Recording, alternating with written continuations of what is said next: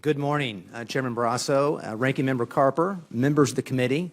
It is an honor and a privilege to be before you today to be considered for the position of EPA Administrator. I first want to say thank you to Senators Inhofe and Langford for their opening comments. Senator Inhofe has been a mentor and a friend to me many years, and he's spent a lot of time with me through this process, introducing me to many of you, and I really appreciate his guidance and his help. Senator Langford was a friend well before he entered Congress, and he's already serving Oklahoma and this country with great distinction. Mr. Chairman, you indicated to introduce my family. I am blessed today to have my family in attendance with me.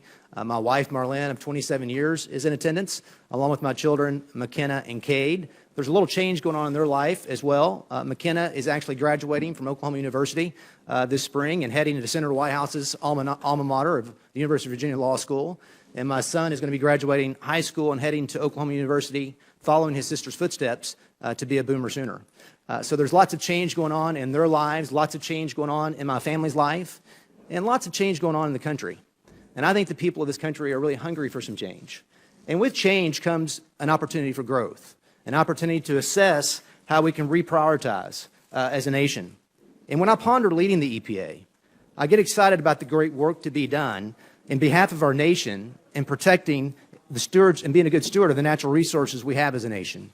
What could be more important than protecting our nation's waters, improving our air, and managing the land that we've been blessed with as a nation, all the while protecting the health and welfare of our people? So if confirmed, I would lead the EPA with the following principles in mind. First, we must reject as a nation the false paradigm that if you're pro-energy, you're anti-environment, and if you're pro-environment, you're anti-energy. I utterly reject that narrative. In this nation, we can grow our economy, harvest the resources God has blessed us with, while also being good stewards of the air, land, and water by which we've been favored. It is not an either-or proposition. Next, we should celebrate the great progress that we've made as a nation since the inception of the EPA and the laws that have been passed by this body, but recognize that we have much work to do. Third, rule of law matters. Process matters. It inspires confidence in those that are regulated. The law is static, not transient.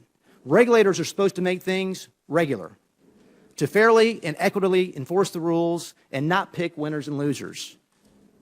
A regulator should not be for or against any sector of our economy.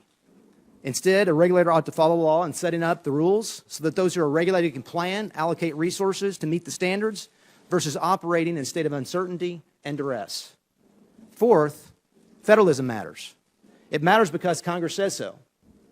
And because we need to achieve good outcomes as a nation for air and water quality, we need the partnership of the states to achieve that.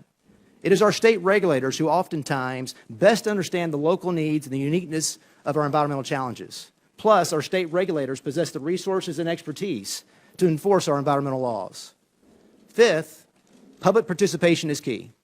We need to hear all voices as we make decisions in behalf of our country with respect to environmental laws. Two final things personally. I seek to be a good listener, to listen and to lead. You can't do one without the other. Listen to those career staff.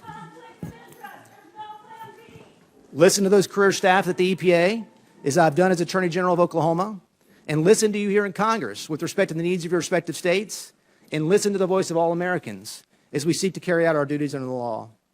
Lastly, and this is very important, I seek to serve with civility. Oftentimes, as policymakers, you deal with very contentious issues. I have as Attorney General of Oklahoma as well.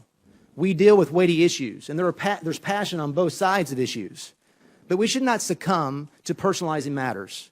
We should encourage open and civil discourse. One such issue where civil discourse is absent involves climate change. Let me say to you, science tells us that the climate is changing, and then human activity in some manner impacts that change. The ability to measure with precision the degree and extent of that impact and what to do about it are subject to continuing debate and dialogue, and well, it should be. So with these principles in mind, I seek to answer your questions today, and I am honored to be here today to be considered for the position of EPA Administrator. Thank you, Mr. Chairman. Well, thank you very much.